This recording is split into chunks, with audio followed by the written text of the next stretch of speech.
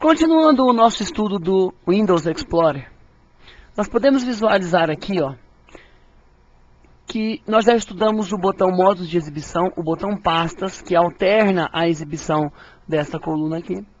Vamos dar uma olhada agora no botão acima.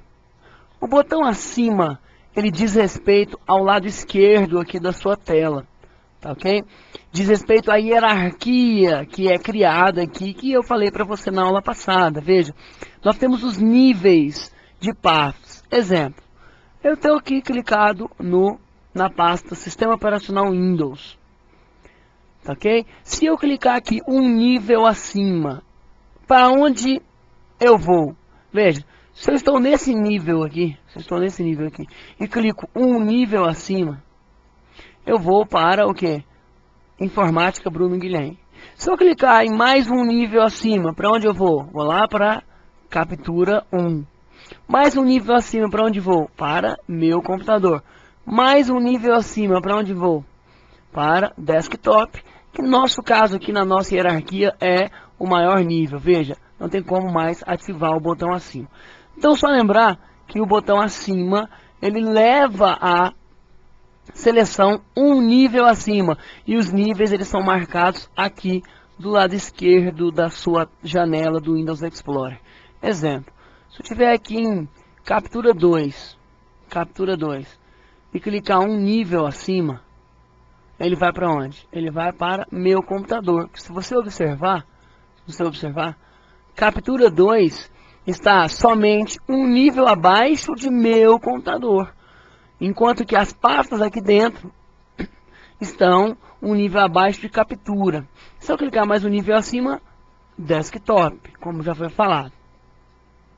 Pois bem, o que mais que nós temos de interessante aqui na janela do Windows Explorer? Só lembrar, toda vez que você visualizar a barra de endereços, nós já comentamos sobre isso, eu já fiz essa observação. Visualizou numa janela barra de endereços, ou visualizou barra de endereços, você pode digitar qualquer ação referente a arquivo ou a página da internet. Exemplo, se você digitar aqui www.vestcom.com.br, por exemplo, e clicar Enter, se o usuário estiver conectado à internet, o que vai acontecer? Ele vai abrir uma página com o endereço que você digitou, ok? Então, eu posso digitar aqui o endereço que ele vai executar essa ação. Eu posso digitar o endereço de um arquivo dentro do computador da minha rede. Ele vai procurar esse arquivo, tá certo? Por quê? Porque eu estou na barra de endereços. O que mais? A seleção de objetos aqui dentro. Veja, eu quero selecionar várias pastas e vários arquivos aqui, por exemplo. Então, se eu quiser selecionar todos de uma vez, eu posso simplesmente clicar, segurar e arrastar. Ele vai fazer uma seleção com todos os objetos.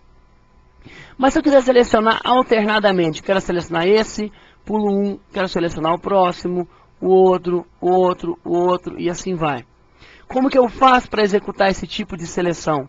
Eu uso a tecla Ctrl, ou seja, Ctrl mais clique para selecionar, ou Ctrl mais clique para retirar a seleção. Olha, quero tirar a seleção da pasta Fotos Vestcom. Clico aqui, seguro Ctrl e clico, e ele tirou a seleção sem perder a seleção das outras pastas. Quero inserir mais um arquivo, seguro Ctrl e clico. Tá ok? Uma outra ação que você precisa aprender a observar aqui é aqui na barra de status. Eu comentei isso com você lá na aula de Outlook Express. Comentei que a barra de status ela é bastante perguntada, principalmente em provas do CESP. Exaf e Carlos Chagas não perguntam muito sobre barra de status, não. Então, olha aqui embaixo para você ver. Dentro do diretório D2. Captura 1, eu tenho 15 objetos e um espaço livre de 12,4 GB. Se eu clicar, por exemplo, aqui em Captura 2, eu tenho 41 objetos e um espaço livre de 14 GB. Se você se lembra, eu falei para você que pasta não tem tamanho, ou seja, somando aqui todos os arquivos, tá vendo o tamanho de todos os arquivos?